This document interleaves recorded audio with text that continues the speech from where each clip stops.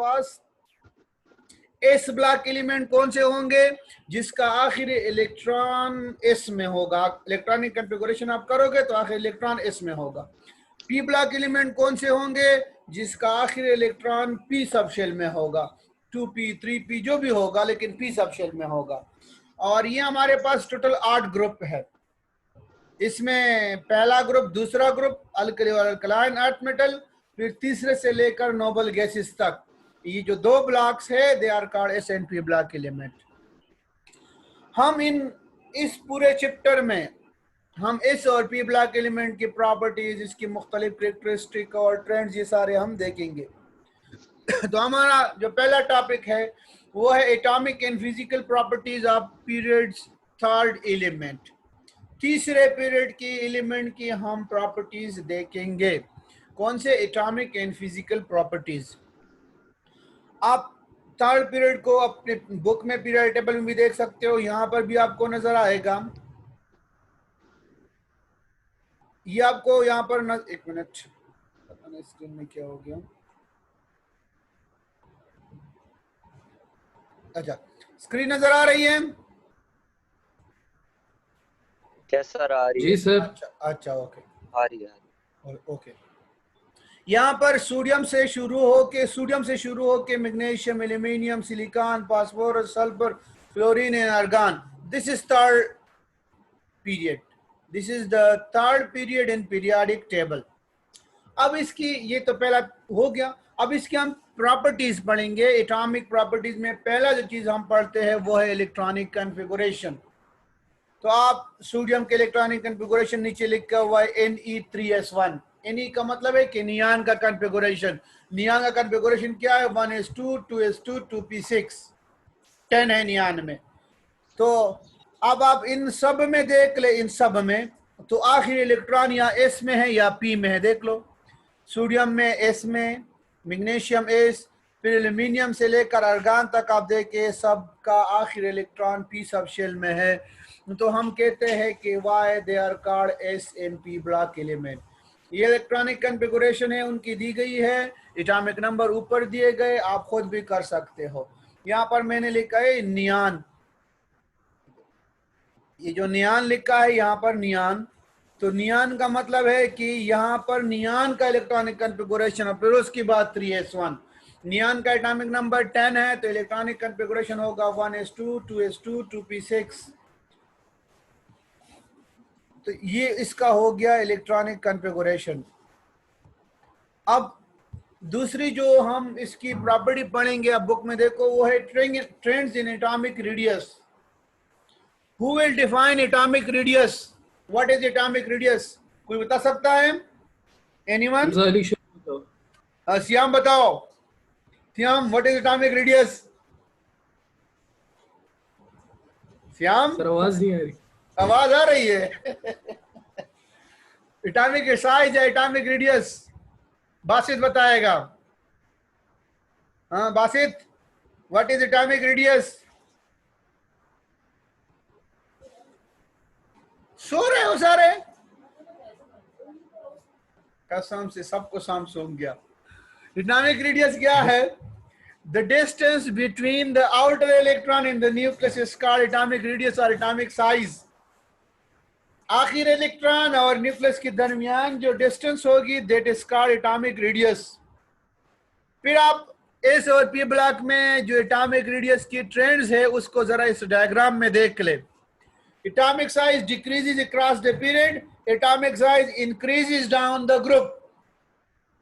यानी down the group अगर हम ऊपर से देख लेंगे तो नीचे आएंगे तो एटम का जो साइज है वो बढ़ता जाएगा और जब क्रॉस द पीरियड हम जाएंगे तो एटम का साइज छोटा होता जाएगा। आप सब में देख ले, यहाँ पर, यहाँ से इस साइड पे जब आप जाएंगे तो एटॉमिक साइज वो कम हो रहा है और इस साइड पे आप जाओगे तो एटॉमिक साइज जो है नीचे वो एटॉमिक साइज बढ़ रहा है।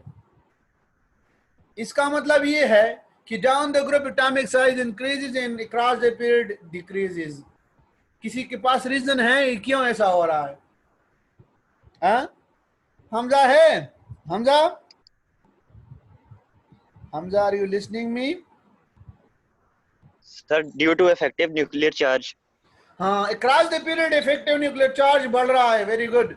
Across the period effective nuclear charge increase हो रहा है, शेल ऐड नहीं हो रहा है, तो जिसकी नतीजे में आखिरी इलेक्ट्रॉन पे न्यूक्लियस का अट्रैक्टिव फोर्स बढ़ रहा है, तो न्यूक्लियस उसको ज्यादा फोर्स से अपने तरफ खींच रही है. That is why the atom become shrink.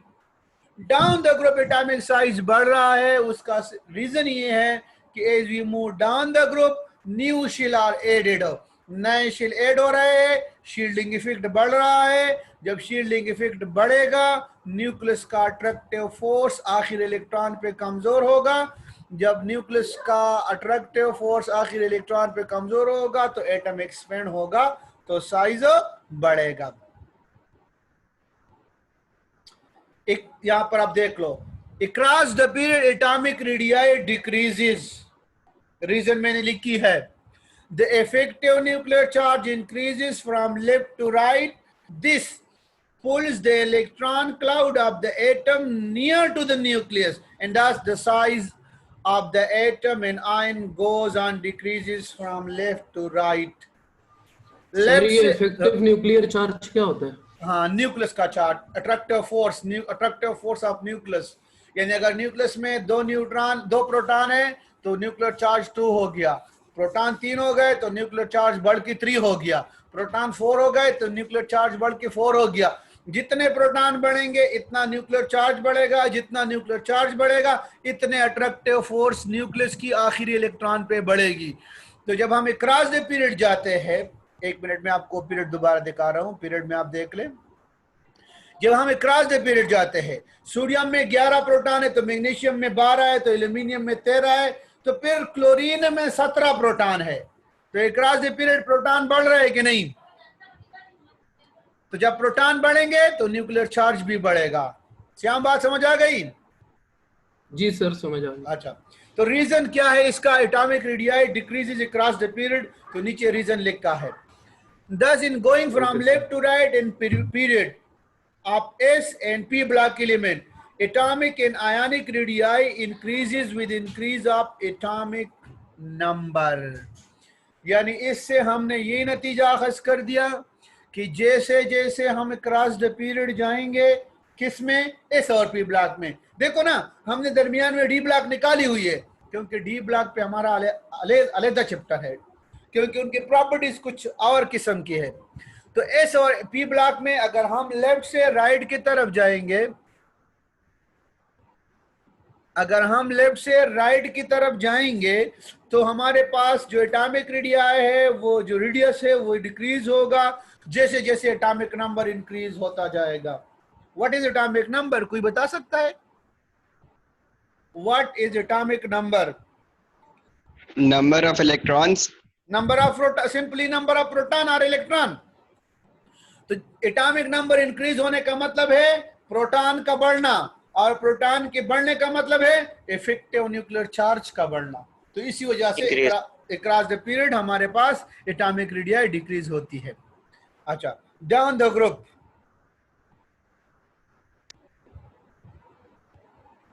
Down the group हमारे पास क्या होगा? 1 मिनट. डाउन द ग्रुप हमारे पास एटॉमिक रेडियाई इंक्रीजेस. इससे पहले डायग्राम में हमने देख लिया कि डाउन द ग्रुप हमारे पास एटॉमिक रेडियस इंक्रीज हो रहा है. रीजन क्या है? Number of shell increases which shield the outer electron from the nuclear charge, so atomic radii increases. जैसे जैसे हम डाउन द ग्रुप आएंगे, डाउन द ग्रुप, तो हमारे पास नए नए शेल ऐड होंगे. यानी अगर हम इस डायग्राम को देखेंगे, हाइड्रोजन का अगर कन्फिगुरेशन आखिरी 1s1 है तो लिथियम का 2s1 है. इसका मतलब है लिथियम में दूसरा शेल भी मौजूद है. तो सोडियम का 3s1 आखिरी है. सोडियम में 3 शेल है. तो फिर पोटाशियम का 4s1 है. सिमिलरली सीजियम का फिर 7s1 होगा, सॉरी 4, 5, 6s1 होगा. तो इसी वजह से हम कहते हैं कि जैसे हम डाउन द ग्रुप जाते हैं हमारे पास एटॉमिक रेडियस इंक्रीज हो जाती है.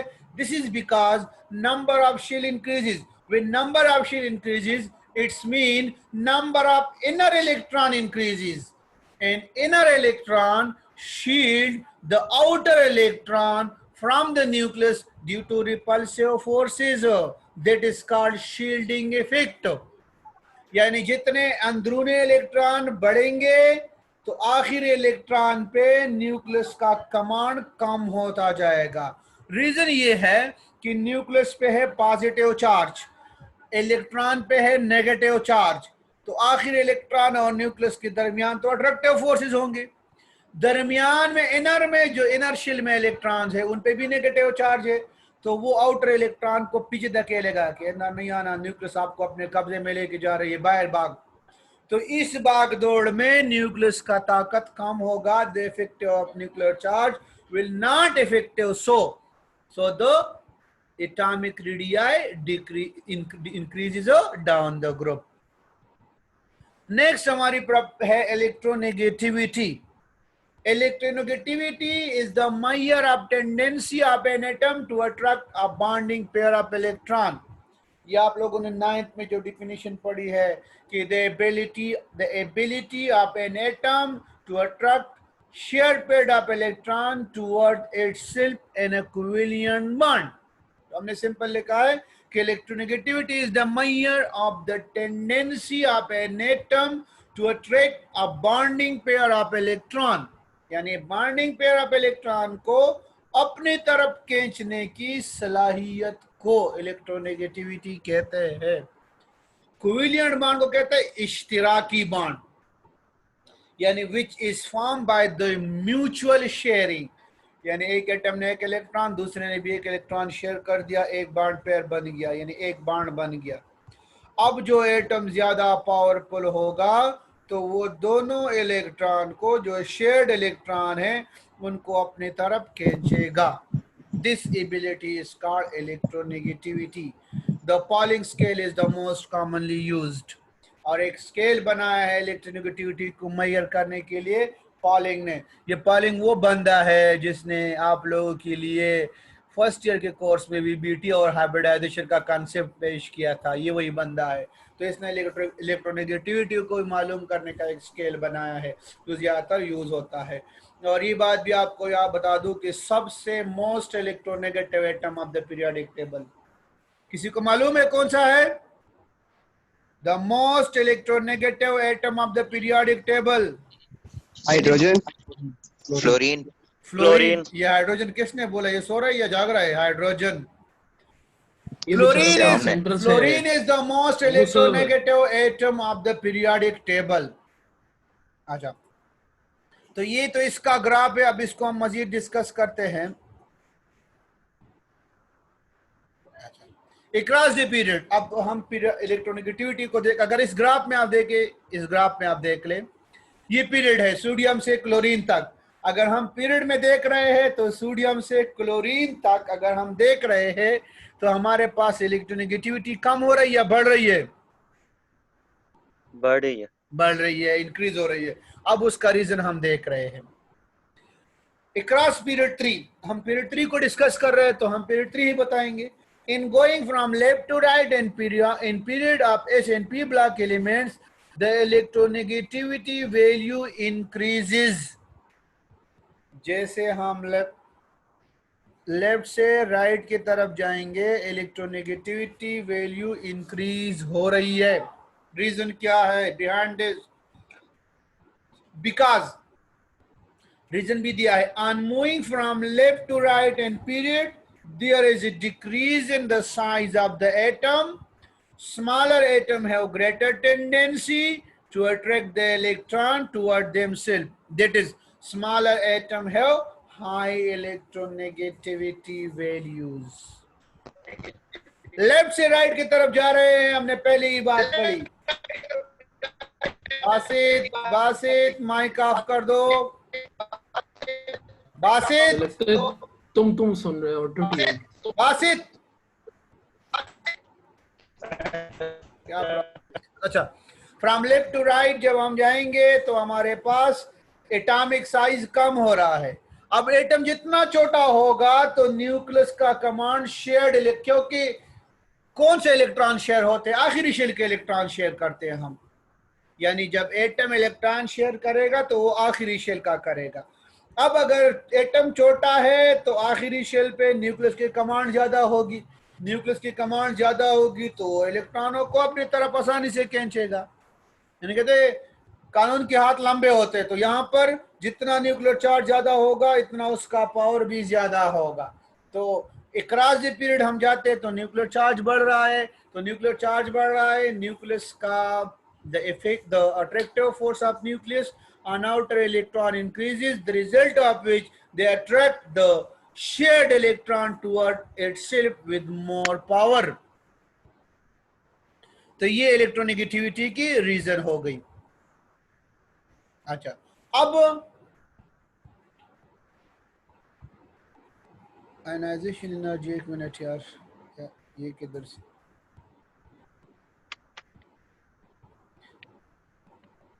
अच्छा अब दूसरा रीजन क्या है? एक रीजन तो आपको बता दिया, ये जो आपको रीजन बता रहे ये रीजन, एक मिनट, रीजन 1 था, ये दूसरा रीजन 2 है, ये आपका हो गया reason 1।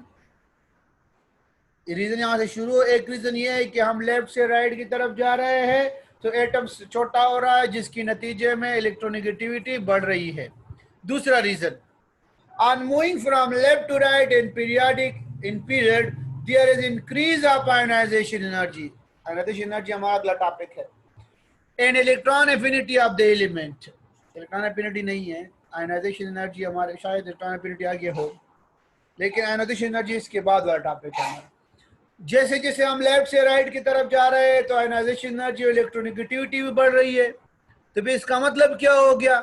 The atom of the element which have high value of ionization energy and high value of electron affinity also have high electronegativity.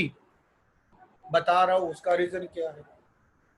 अगर एक एटम का आयनाइजेशन एनर्जी हाई है, आयनाइजेशन एनर्जी हाई का मतलब ये है कि उसका अपने मुल्क में उसकी हुकूमत मजबूत है, उसकी आखिरी शेल से इलेक्ट्रॉन निकालना मुश्किल है, कमांड एंड कंट्रोल सिस्टम उसका मजबूत है।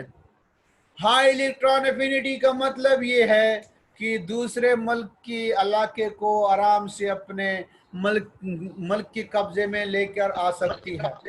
यानी इलेक्ट्रॉन एफिनिटी का मतलब ये कि दूसरे इलेक्ट्रॉन को भी अपने तरफ आसानी से खींच सकती है, ऐड कर सकती है। माइक बंद करो यार बासित तुम्हें प्रॉब्लम क्या है? एक तुम्हारा माइक का मसला, एक बार आउट हो। एक मिनट में इसको यार को करो बस, चलो ये बाहर हो गया, इसको दोबारा नहीं करेंगे। जैसे इलेक्ट्रॉन एफिनिटी हाई होने का मतलब ये कि ये इलेक्ट्रॉन भी आसानी से ले रहे हैं दूसरे से, तो अब अपने आखिरी शेल से इलेक्ट्रॉन इसका निकालना मुश्किल है, मतलब इसकी न्यूक्लियस स्ट्रांग है, कंट्रोल इसका आखिरी शेल पे ज्यादा है। इलेक्ट्रॉन एफिनिटी ज्यादा है, इसका मतलब है न्यूक्लियस आने वाले इलेक्ट्रॉन को बहुत आराम से, बहुत इज्जत के साथ उसको खुशामदीद कह रहा है। तो जब ये दोनों बातें होगी तो बात तो सिंपल है, तो वो शेयर्ड इलेक्ट्रॉनों को भी अपनी तरफ खींचेगा। तो effective nuclear charge increases from left to right which attract bonding pair more closely, so electronegativity increases from left to right। वही वाली बात है। आयनाइजेशन एनर्जी किसकी वजह से बढ़ रही है across the period? Effective nuclear charge की वजह से। इलेक्ट्रॉन एफिनिटी क्यों बढ़ रही है? Because of increase in effective nuclear charges, और इन दोनों के बढ़ने की वजह से इलेक्ट्रोनेगेटिविटी भी ऑटोमेटिकली बढ़ जाएगी। तो ये हमारा अक्रॉस द पीरियड ये हो गया कि अक्रॉस द पीरियड जब हम जाएंगे तो हमारे इलेक्ट्रोनेगेटिविटी बढ़ेगी।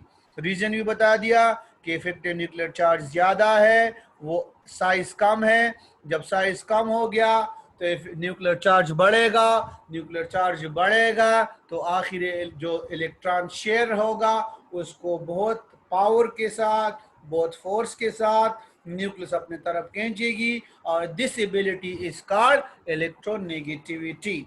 ये आज का हमारा लेक्चर है। अब आप लोगों के करने ये काम किया है केमिस्ट्री होमवर्क आप लोग का किया है द इलेक्ट्रॉन, ये होमवर्क देख लो। द इलेक्ट्रॉनिक स्ट्रक्चर, मेरे ख्याल में कोई सेल्फ असेसमेंट है। The electronic structure of magnesium is 1s2 2s2 2p6 3s2। Write down the electronic structure of aluminium। Electronic structure का मतलब है, सुन लो फिर गौर से, इलेक्ट्रॉनिक स्ट्रक्चर का मतलब है इलेक्ट्रॉनिक कॉन्फ़िगरेशन। कहते हैं इस क्वेश्चन में कि मैग्नीशियम का इलेक्ट्रॉनिक कॉन्फ़िगरेशन तो ये है, एल्यूमिनियम का कर लो, वेरी सिंपल क्वेश्चन। दूसरा क्वेश्चन है, which of the two element magnesium and aluminium has the more stable structure? Magnesium और एल्यूमिनियम में स्टेबल स्ट्रक्चर कौन सा होगा? तो आप देख लो, जिसका सबशिल कंप्लीटली फिल होगा वो ज्यादा स्टेबल Stable होगा, होएगा। जिसका सबशिल ज्यादा कंप्लीटली स्टेबल फिल नहीं होगा वो स्टेबल नहीं होगा। ये दो सेल्फ असेसमेंट है। सेल्फ असेसमेंट ये मेरे ख्याल में 1.1 है। फिर एक्सरसाइज की क्वेश्चन 3 से मैंने बी वाला ऑप्शन भी लिया है। Question 3 exercise part B, why atomic radius increases in group and decreases along the period? हमने डिस्कस कर दिया रीजन के साथ ना। Yes, sir. ये आप लोगों ने नोटबुक में लिखना है, इस तरीके से आप लोगों के नोट साथ साथ सर वो रीजन वाला पेज एक दफा दोबारा खोल ले, उसको स्क्रीनशॉट ले लेना। कौन सी चीज ताकि का? फिर बाद में लिखने नहीं, के बाद- स्क्रीनशॉट का नहीं, स्क्रीनशॉट ना ले लो, मैं पूरा रिकॉर्डिंग भेजूंगा, आप बेफिक्र रहे। पीपीटी भी ग्रुप में ठीक है, भेजूंगा, वीडियो भी भेजूंगा। ठीक है। और श्याम, ठीक हो गया। श्याम जी सर। आप एक काम करोगे यार, जी सर बताएं। आप इस तरह कर लो, केमिस्ट्री का एक ग्रुप बनाओ अपने सारे क्लासमेट का। सही है सर, मैं अभी बना रहा हूं। असल मैं आपको बता रहा हूँ एक चीज है, आप लोगों का जो सेकंड ईयर ब्लू का ग्रुप बना है उसमें सिर्फ हम टीचर कर सकते हैं, यानी उसमें आप लोग कोई मैसेज कोई क्वेश्चन नहीं पूछ सकते ना। वहां पर Yes, sir. सिर्फ एडमिन को अलाउड है, क्योंकि सारे ग्रुप में यही किस्सा चल रहा है ना। आज का आप लोगों का तो सही। पहला क्लास है, हम तो 3 महीने से ये ले रहे हैं। इस तरह हमने जी। ग्रुप बनाए हैं। आप इस तरह करो श्याम, आप बनाओ केमिस्ट्री ब्लू का ग्रुप, मुझे एडमिन सही होगा। रखो और खुद, बाकी किसी को नहीं, एडमिन रखो। सही। और फिर उस ग्रुप में मैं सारी चीजें आपको शेयर कर दूंगा जो लेक्चर, क्योंकि लेक्चर में रिकॉर्ड करा रहा हूँ ना, लेक्चर की रिकॉर्डिंग भी सेंड होगी और साथ साथ आपको पीपीटी भी जो पावर पॉइंट है वो भी सेंड होगा। बात क्लियर हो गई आप लोगों को? जी sir. Yes, sir. Atomic radius हो गई, इलेक्ट्रोनेगेटिविटी, तो एटॉमिक रेडियस पे जो क्वेश्चन है वो मैंने यहाँ पर कर दिए है। ठीक है, ठीक है। हो गया Yes, sir. Yes sir. अच्छा अब अगर किसी